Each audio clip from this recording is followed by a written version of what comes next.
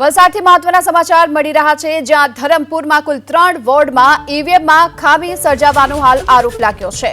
વલસાડના ધરમપુરમાં પણ અત્યારે નગરપાલિકાની ચૂંટણીને લઈને મતદાનની પ્રક્રિયા ચાલી રહી છે, જો કે અહીં ઈવીએમમાં ખામીનો આરોપ છે। વોર્ડ નંબર 1, 3 અને 4માં ઈવીએમમાં ખામી સર્જાઈ છે। કોંગ્રેસે આરોપ લગાવ્યો છે। ધરમપુર નગરપાલિકાના કોંગ્રેસના ઉમેદવાર અજીતભાઈ ગરસિયા આરોપ લગાવી રહ્યા છે કે ઠેક ઠેકાણે ઈવીએમ ખોટવાઈ રહ્યા છે। અજીતભાઈ, કેમ એવું લાગી રહ્યું છે કે ઈવીએમ ખોટવાયા? ઈવીએમ સવારથી મતદારોનો ખૂબ જ ઉત્સાહ છે અને મતદારો વોટિંગ કરવા માટે આવી રહ્યા છે, પણ વોર્ડ નંબર 3માં પણ કમ્પ્લેન આવી છે। કુમારશાળાની અંદર વોર્ડ નંબર 3નું એક કુમારશાળાની અંદર એક ઈવીએમ છે, તેમાં 1 નંબરનું બટન અને 3 નંબરના બટનમાં થોડી ખામી સર્જાઈ હતી।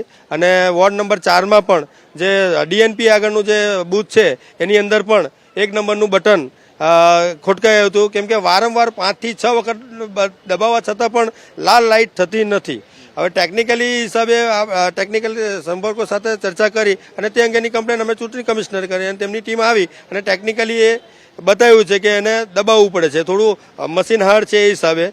તો મારું આપના માધ્યમથી મતદારોને પણ કહેવું છે કે એ જે બટન છે એ યોગ્ય રીતે દબાવવામાં જ્યાં સુધી લાલ લાઇટ ન થાય ત્યાં સુધી એ બટન દબાવવું જોઈએ અને તમે સમય બગાડીને આવો છો તો તમારું એ મત કરીને જ તમારે જવું જોઈએ। અન્ય કેટલીક જગ્યાએ ઈવીએમ ખોટવાયાના સમાચાર સામે આવી રહ્યા છે। મતદાનમાં કોઈ વિક્ષેપ પડ્યો હોય? મતદાનમાં કોઈ વિક્ષેપ પડ્યો નથી, પણ બટનમાં લાલ લાઇટ જલ્દી નથી થતી તે અંગેની કમ્પ્લેન ઘણા ખરા ઈવીએમોમાં આવી છે।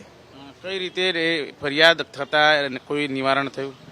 અમે ચૂંટણી કમિશનર શ્રીને વિનંતી કરી કે સાહેબ આ રીતનું છે, તો એમની ટેકનિકલ ટીમ તાત્કાલિક આવી અને અમારી રજૂઆતને ધ્યાને લઈ અને તાત્કાલિક ઈવીએમ બદલી આપવામાં આવી। બિલકુલ જોઈ શકાય છે અત્યારે જબરદસ્ત મતદાન છે એ અત્યારે મહિલાઓનું જોવા મળી રહ્યું છે અને મહિલાઓ મતદાન કરી રહ્યા છે। બીજી તરફ ઈવીએમ ખોટવાયા હોવાના સમાચાર પણ સામે આવી રહ્યા છે। બટન બરાબર નથી ચાલી રહ્યા, હાર્ડ છે, એ પ્રમાણેની અનેક ફરિયાદો ઉઠી છે। જો કે આ બાબતને લઈને ફરિયાદ કરવામાં આવી છે અને તાત્કાલિક ધોરણે તેનું નિવારણ થાય તેવી કાર્યવાહી આરંભવામાં આવી છે। કેમેરામેન રાકેશ પાનવાલા સાથે ધનરાજ બાગલે, એબીપી અસ્મિતા, ધરમપુર।